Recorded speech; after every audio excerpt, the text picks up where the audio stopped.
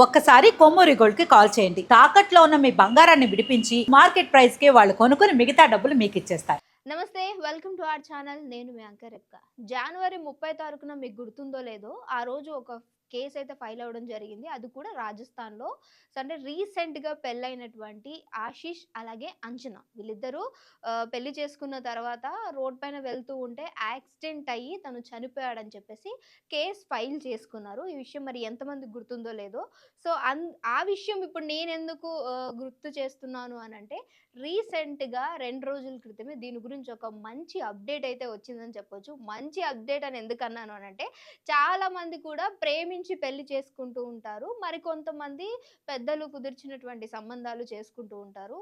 ప్రేమ వివాహాలేమో కొన్ని చిగురిస్తూ ఉన్నాయి. కొన్నేమో అవి ఏ దారి మలుపు పడుతున్నాయో కూడా తెలీదు. అసలు ఈ విషయం నేను ఎందుకు చెప్తున్నానంటే, సో వీళ్ళిద్దరి సంఘటన మనందరికీ తెలిసిందే. రోడ్డు దగ్గర ఇద్దరు కూడా పడి ఉంటే ఎవరో కాల్ చేసి ఇట్లా యాక్సిడెంట్ అయ్యింది అని చెప్పినప్పుడు హాస్పిటల్ తీసుకెళ్లారు. అక్కడికక్కడే భర్త చనిపోవడము, భార్యకి కొన్ని గాయాలవ్వడము జరిగింది. సో అందరం కూడా మనం ఏమనుకున్నాము, అయ్యో పాపం కొత్తగా పెళ్లయింది, 3 నెలలు కూడా కాలేదు, భర్త లేకుండా అయిపోయిందని జాలి పడటం, తన పైన సింపతి చూపించారు. కానీ ఇప్పుడు ఒక ఘోరమైన నిజం చెప్పబోతున్నాను మీ అందరికీ. సో వీళ్ళకి పెళ్లయిన తర్వాత అలా మంచిగా రోడ్డు వాకింగ్‌కి వెళ్దాము, సో ఏకాంతంగా గడుపుదాము, ఇంట్లో అందరూ ఉంటారు కదా అని చెప్పి భార్య భర్తని వాకింగ్‌కి తీసుకొని ఏకాంతంగా ఉండే ప్లేస్‌కి తీసుకొని వెళ్ళింది.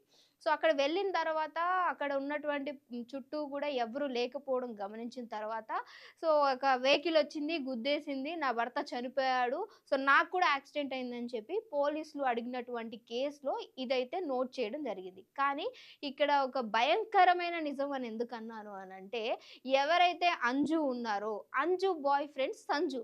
బహుశా వీళ్ళిద్దరి పేర్లు కలిసాయేమో, అంజు, సంజు. అందుకనే ఇద్దరు ఏకమయ్యారు. అది కూడా పెళ్ళికి ముందే ఇద్దరు కలిసి. అలాంటప్పుడు పెళ్ళెందుకు చేసుకోవడం? అసలు ఇక్కడ ట్విస్ట్ ఏంటో తెలుసా? చంపింది ఎవరో కాదు, తన భార్యనే. అది కూడా ఎందుకో తెలుసా? ప్రేమించిన ప్రియుడు కోసం తినకి అతనితో ఉండడానికి ఇష్టం లేక పుట్టింటికి వెళ్ళిపోయి అక్కడున్నటువంటి సంజుతోటి ప్లాన్ వేసి, ఎవరైతే భర్త ఉన్నాడో, అంటే నిన్ను ఎంతో ఇష్టంగా అంగరంగ వైభవంగా ఉన్న ఆస్తినంతటిని కూడా అందరికీ చూయించుకునే విధంగా నా భార్య అని చెప్పి ఎంతో ఇష్టంగా పెళ్లి చేసుకున్నటువంటి నీ భర్తని తనే చంపించేయడం అనేది ఇక్కడ అందరిని కూడా ఆశ్చర్యానికి గురిచేస్తుంది. ఎందుకు ఆశ్చర్యం అని చెప్పాను అనంటే, సో పెళ్ళికి ముందు తినకొక బాయ్ ఫ్రెండ్ ఉన్నాడనో, తిను ఇష్టపడుతుందో అని ఎవ్వరికీ తెలీదు. ఆఖరికి ఇంట్లో ఉన్న పేరెంట్స్‌కి గూడా తెలీదు. ఒకవేళ బహుశా తెలిసుంటే ఫైట్ చేసో, లేదు అనంటే తనని ఇంట్లో నుంచి వెళ్ళగొట్టో, కొట్టో, ఇంకేదో చేసి తనను ఒప్పించి పెళ్లి చేసి ఉండేవారేమో. ఎవ్వరికీ తెలియకుండా ఈ యొక్క సంబంధాన్ని నడిపించుకుంటూ, ఎవరికీ అనుమానము రాకుండా భర్తతోటి కాపురం చేస్తూ, 3 నెలలు కాపురం చేసిన తరువాత, కొత్త జంట మురిపం పోయిన తరువాత భర్తని ప్లానేసి మరి చంపేసింది ఈ భార్య. సో ప్లాన్ ఎలా యేసుకున్నారు అనంటే, తిను పెళ్ళైన దగ్గర నుంచి ఈ అంజు ఎవరైతే ఉన్నారో, తను పుట్టింటికి వెళ్ళిపోయి అంటే పెళ్ళయింది కదా! సరే అమ్మ, నాన్నతోటి ఉండాలనుకుంటారు. సో అమ్మ వాళ్ళ దగ్గర కొంచెం బెంగగా ఉంటుంది గాబట్టి, అక్కడే ఉంటుందని చెప్పి భర్త కూడా వదిలేయడం. అక్కడికి తనెందుకెళ్ళింది అనంటే, అమ్మా, నాన్న మీద బెంగతో కాదు ఎళ్ళింది. ప్రియుడి మీద మోజు తీరక అక్కడికి ఎళ్ళిందని చెప్పేసి ఈరోజు పోలీస్ వాళ్ళు వాదిస్తుంటే, ఆ కేసు ఫైల్ ఒకసారి బయటకి తీస్తే తెలిసిందేంటంటే, ప్రియుడి కోసం అమ్మ వాళ్ళ ఇంటికెళ్ళిపోయి, అక్కడ ప్రియుడితో ఉన్నటువంటి ఇద్దరు ఫ్రెండ్సు, వీళ్ళు ముగ్గురు ఈ ఆవిడ అంటే ఈ అందగత్తె ఉందంటున్నాను కదా! సో, చాలా వరకు నేను అబ్బాయిల గురించి మాట్లాడుతుంటా. కానీ ఇలాంటివి జరిగినప్పుడే అసలు ఎందుకురా పెళ్లి చేసుకుంటున్నారు అనే స్టేజ్‌లో అబ్బాయిల్ని తీసుకెళ్ళే సిట్యుయేషన్‌లో అమ్మాయిలు గూడా ఉన్నారు. సో, అసలు మ్యాటర్‌లోకొచ్చేద్దాం. వీళ్ళు నలుగురు కలిసి ప్లాన్ వేసి వాకింగ్‌కి తీసుకొని వెళ్ళిన తర్వాత, నిర్మానుష ప్రదేశానికి తీసుకొని వెళ్లి, ఆ భర్తని అత్తు దారుణంగా చంపేసిన భార్య. ఇంక తర్వాత ఆ ప్లాన్‌ని ఎలా అమలు పరిచారంటే, వెహికల్‌ని తీసుకొనొచ్చి రోడ్డుపైకి ఆయనను అందులో ఎక్కించుకొని, కొంత దూరం తీసుకొని వెళ్ళి, అక్కడ యాక్సిడెంట్ అయిందంటూ క్రియేట్ చేసి, భర్తని చంపేసింది ఆ భార్య. సో, ఇవన్నీ ఎందుకు బయటకొచ్చాయనంటే, సో, డెఫినిట్‌గా కేస్ ఫైల్ అయినప్పుడు కొన్ని వరకు నడుస్తూ ఉంటాయి కదా! అంటే ఎలా జరిగింది? ఏంటి?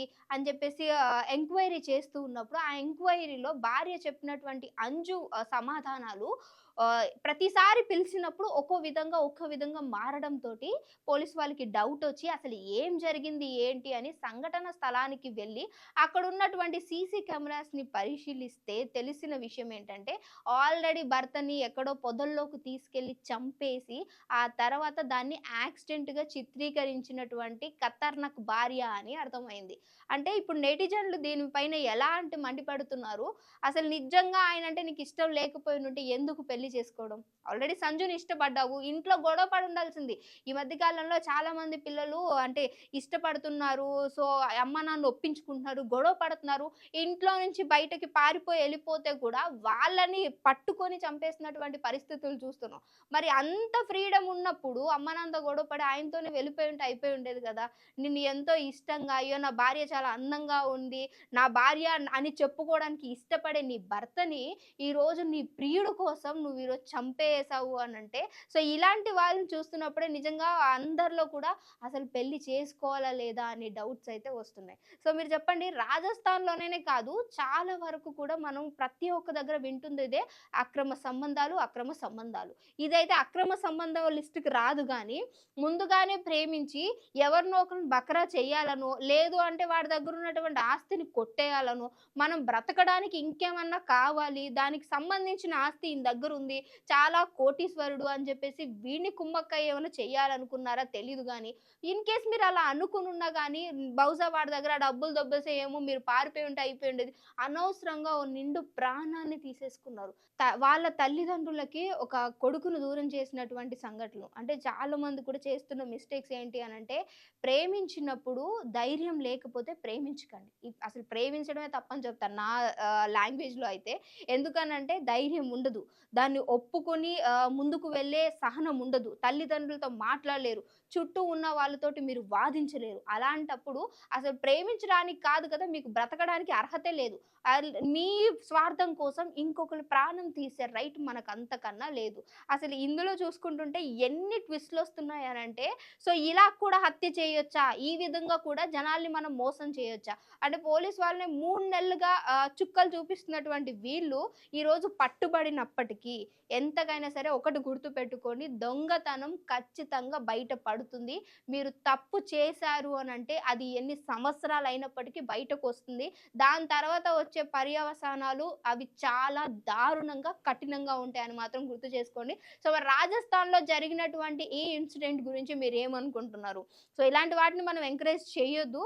బట్ మీరు కూడా ఒకసారి జాగ్రత్త వహించండి. ఎందుకంటే మన చుట్టూ చాలా మంది ఇలాంటి వాళ్ళు ఉంటూ ఉంటారు గాబట్టి, సో, ఇలాంటి వాటికి మరి ముఖ్యంగా దూరం అవ్వడం బెస్ట్. లేదు నీ ఫ్రెండ్ సర్కిల్‌లో ఎవరైనా ఇలాంటి పిచ్చి పిచ్చి ఆలోచనలతో ఒకళ్ళని ప్రేమించి ఇంకొకళ్ళతో వెళ్ళిపోవాలి అనుకుని ఇలాంటివి ఉంటే గనుక ఫస్ట్ ఆఫ్ ఆల్ వాళ్ళకి దూరంగా ఉండండి. లేదు అనంటే ఇలాంటి సంఘటనలో మీరు కూడా ఇరుక్కునే అవకాశం ఉంది. ఈరోజు ఫ్రెండ్ అని చెప్పేసి వాళ్ళిద్దరూ వెళ్ళినందుకు అక్కడ కూడా కల్ప్రేట్‌గా వాళ్ళిద్దరు కూడా ఉండి వాళ్ళ లైఫ్ అంతా కూడా స్పాయిల్ అయిపోయింది. సో, ఒక్కసారి చూసుకోండి. వీళ్ళిద్దరి గురించి మీరేమనుకుంటున్నారని డెఫినెట్‌గా సంజు, అంజు పేర్లు కలిసాయనే నేను అనుకుంటున్నాను. సో, వీళ్ళ గురించి డెఫినెట్‌గా కామెంట్ చేయడం మర్చిపోకండి.